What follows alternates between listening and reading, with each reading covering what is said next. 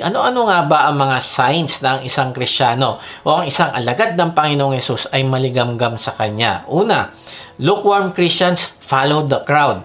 Narealize ko na isang lukewarm Christian sa gitna ng isang conflict ay mas pipiliin niya na paboran yung mga popular na paniniwala ng mga tao kaysa sa ipaglaban niya kung ano yung tama. Ang isang lukewarm na Kristiyano ay nais niyang maging maganda ang tingin sa kanya ng church, pero gusto din niya na maging maganda din naman ang tingin sa kanya ng mundo. In fact, mas importante pa sa kanya kung anong tingin ng tao kaysa kung ano ang tingin ng Diyos sa kanyang buhay. Number 2, they admire radical Christians. Hangang-hanga sila sa mga radical na Kristiyano. Hangang-hanga sila sa mga maigting ang pananampalataya at gumagawa ng buong sipag sa kaharian ng Diyos. Gustong-gusto nilang makarinig ng mga istorya ng mga magagaling na tagapaglingkod ng Diyos.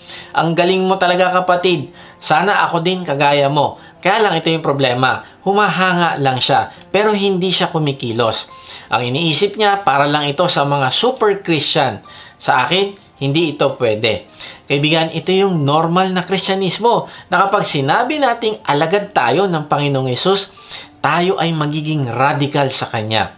Magiging extreme tayo sa Kanya. Wala kang ititira sa buhay mo kung hindi ibibigay mo sa Kanya ng buong buo. Yun yung radical. Pero yun ang normal. Number 3, ang maligamgam na Kristiyano, they're afraid to speak the truth. Halimbawa, sa isang grupo na nagkukwentuhan, ang isang maligamgam na Kristiyano ay hindi magkukwento ng patungkol sa kanyang paniniwala. Bakit? Kasi natatakot siyang ma-reject at ayaw niyang magsabi ng isang bagay na tama na magiging dahilan para lumayo sa kanya o hindi siya maging in sa grupo ng kanyang mga kaibigan. Number 4, they pick and choose their beliefs. Ang isang maligamgam na alagad ng Panginoong Hesus ay naglalagay ng kanilang sariling pakahulugan sa Biblia. Pinipili lang nila ang gusto nilang paniwala at nakakalimutan nila na meron ng meaning at intention ang Diyos sa bawat salita niya at kailangan na lang niyang i-align ng kanyang buhay para dito. Kaya lang, siya ay namimili ng susundin. Ang pamimili ng susundin niya ay nakabase sa kung ano ang magbibigay sa kanya ng comfort. Hindi siya willing mag-adjust ng kanyang buhay ayon sa sinasabi ng Bible. Kung hindi, ang gusto niya ay ang mag-adjust ay ang salita ng Diyos para sa kanyang pansariling kagustuhan. Number 5, they often feel self-righteous. Nare-realize ko na kapag mas lalo kang nagpapasan ng iyong krus at kinikilala mo ang Panginoong Hesus araw-araw at nakikita mo yung katotohanan, ay mas lalo mong nakikita kung gaano kalaki ang kakulangan mo sa harap ng Diyos. Kasi mas maraming panahon ka na naggugugol ng panahon sa Diyos, sa kanyang perfection, sa kanyang holiness, mas lalo mo nare-realize na ang dami mo palang dapat ayusin sa iyong character. At dahil dito ay mas lalo mo na-appreciate yung grace ng Diyos sa buhay mo. Pero ang isang maligamgam na alagad ng Panginoong Hesus, palagi niya iniisip na siya ay matuwid. Bakit? Kasi kinukumpara niya yung kanyang sarili sa ibang tao. Ang baba ng tingin niya sa mga taong hindi mananampalataya ng Diyos. Kaya sobrang feel niya yung satisfaction na siya ay mabuting tao na. Nasa isip niya ay, okay ako, hindi nga lang ako katulad ng mga radical na Kristiyano dyan. Pero mas okay naman ako kaysa naman sa mga makasalanan na hindi mananampalataya ng Diyos. Number 6, they love those who love them back. Ang isa pang sign ng isang maligamgam na alagad ng Panginoong Hesus ay meron siyang limitadong kapasidad na magmahal. Nakafocus lang yung pagmamahal niya dun sa mga taong nagmamahal sa kanya. Wala siyang planong maging intentional na mahalin yung mga taong nakasakit sa kanya. Ang isang maligamgam na Kristiyano ay nagmamahal ng merong kondisyon at namimili kung sino lang yung kanyang mamahalin. Number 7, they seek minimal salvation efforts. Naniniwala siya na dahil sa umaattend siya ng church kapag linggo, kumakanta ng worship songs, umaattend ng discipleship group, o dahil lumaki siya sa isang Kristiyanong pamilya, ay naniniwala siya na siya ay secured na sa kanyang kaligtasan. Nakakalungkot kasi ang isang maligamgam na alagad ng Panginoong Hesus ay nagbibigay lang ng kanyang minimum para sa Diyos, para lang masabi na siya ay mananampalataya sa Panginoong Hesus. Kaibigan, tanungin mo ito sa sarili. Ang binibigay mo ba sa Panginoong Hesus ay minimum lang? Ayaw na ayaw mo ibigay ang iyong maximum effort para kilalanin siya, mahalin siya at paglingkuran siya? Kaibigan, kung ganyan ka, questionin mo ang iyong pananampalataya. Ikaw ba ay talagang nanampalataya sa Panginoong Yesus? Number 8, their love for God has conditions.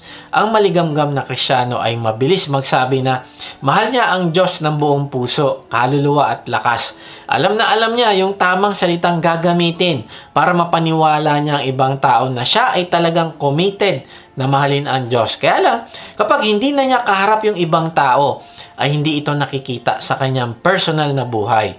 Naniniwala din siya na mahal niya ang Diyos, pero kapag tinawag naman siya ng Diyos at may ipapagawa ito sa kanya, ay meron siyang kondisyon palagi. Maaring sinasabi niya na busy siya, o maaring sinasabi niya na para lang yan sa mga pastor, sa mga extreme o sa mga radical na Kristiyano. Sa akin, hindi yan pwede. Palaging merong kondisyon ang kanyang pagmamahal sa Diyos. Number 9, they prefer a safe path. Natural lang naman na mag-ingat tayo sa ating sarili at nasain natin ang ating comfort.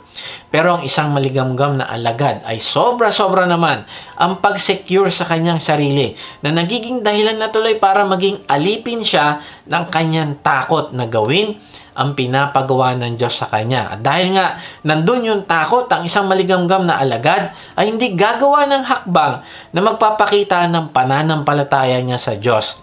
Kaibigan, anong kinakatakutan mo na pinapagawa sa iyo ng Diyos? Kaibigan, magsimula ka sumunod at humakbang na may pananampalataya. And number 10, they fear God's punishment more than sin. Hindi siya takot sa kanyang kasalanan, o hindi takot siya sa consequence ng kanyang kasalanan. Maring natatakot siya sa parusa na matatanggap niya, pero hindi naman niya kinamumuhian yung kasalanan na ginagawa niya. Wala siyang planong magbago. Hindi siya naniniwala sa magandang plano ng Diyos sa kanyang buhay. Kaya't wala siyang plano na talikdan ng kanyang kasalanan. Kaibigan, marami pang signs ang isang maligamgam na alagad ng Panginoong Yesus. Gaya ng iba ang buhay niya pag linggo at iba ang buhay pag weekdays. Ang mga kaibigan niya ay hindi alam na siya ay Kristiyano. Ang maligamgam na Kristiyano ay hindi rin nagbabasa ng Bible araw-araw. Hindi rin nananalangin o nakikipag-usap sa Diyos araw-araw. O maaring umaattend lang siya ng church dahil nandun yung kanyang mga kaibigan. Kaibigan, kulang tayo sa oras para sabihin ko lahat ng signs ng maligamgam na Kristiyano. Pero suriin mong mabuti ang iyong sarili dahil nagbibigay ng warning ang Panginoong Yesus. Na-realize ko na ang pinaka-worst na condition ng isang Kristiyano ay ang maging maligamgam. Bakit? Kasi akala mo okay ka, pero hindi pala. Akala mo matuwid ka, pero hindi pala sa harap ng Diyos. At ang sabi ng Panginoong Yesus, isusuka ka niya kapag hindi ka nagsisi at nagbago.